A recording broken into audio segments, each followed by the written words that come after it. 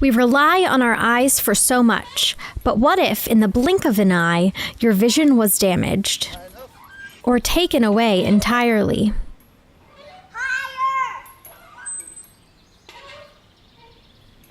Every day, Department of Transportation employees perform jobs which expose unprotected eyes to injury from flying debris and chemical exposure. In the United States, more than 2.5 million eye injuries occur annually, and 50,000 people permanently lose part or all of their vision. The good news is, most eye injuries are preventable. The key to eye safety is knowing which hazards exist and choosing the correct eye protection. To be effective, eyewear must fit properly and be effectively designed to protect the eyes based on the activity being performed. Many of the tools we use can cause dust and debris to become airborne, often with much force and speed. Examples include metal slivers, wood chips, dust, and cement chips that are ejected by tools, windblown, or fall from an above worker. Let's look at common hazards and the recommended precautions. Grinding can loosen chips or particles that can fly into the eye. On rare occasions, excessive speed can make an abrasive wheel disintegrate, which could send pieces of metal flying through the work area and into your eyes. Nylon lawn trimmers are now the 5th leading cause of penetrating eye injuries. Each year, trimmers alone cause more than 1,500 eye injuries. Operating at speeds up to 8,500 revolutions per minute, these trimmers spin off tiny fragments of the nylon line, which can enter the eye along with dirt and grass debris. The result? Corneal lacerations and fungal infections severe enough to threaten sight. Chainsaws are highly versatile pieces of equipment which can be extremely dangerous. While operating a chainsaw, your eyes are particularly vulnerable to injury from flying chips of wood, sawdust, and other small debris particles. Goggles are most often worn while operating a chainsaw. However, a face shield can offer additional protection.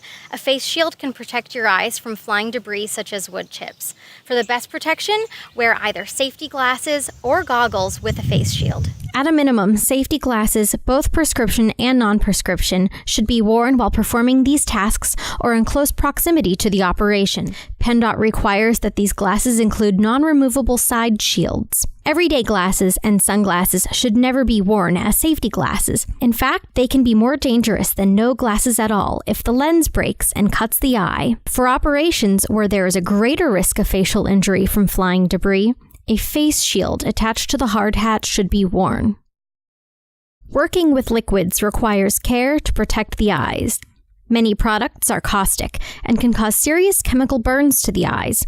Most commonly, the injury happens when a chemical splashes over the face.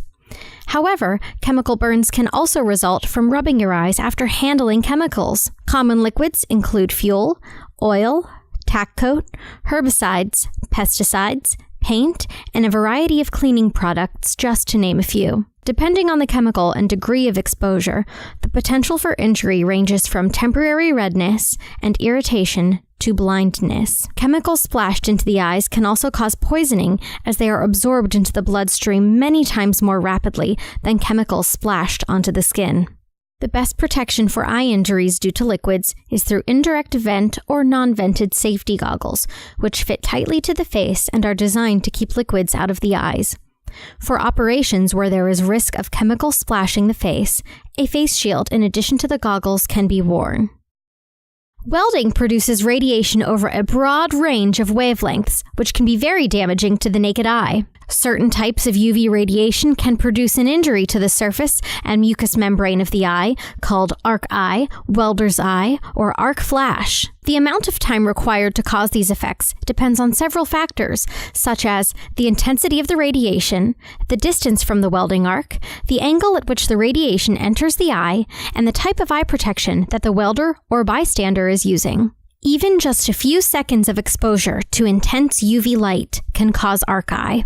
The symptoms of arc eye typically appear several hours after exposure, when the eyes become red, watery, and painful, often with a gritty sensation. The effects of arc eye are only temporary, and the symptoms generally clear up within 1 to 3 days. Welding masks are used to prevent 2 types of common eye injuries: flash burns and foreign objects striking the eye.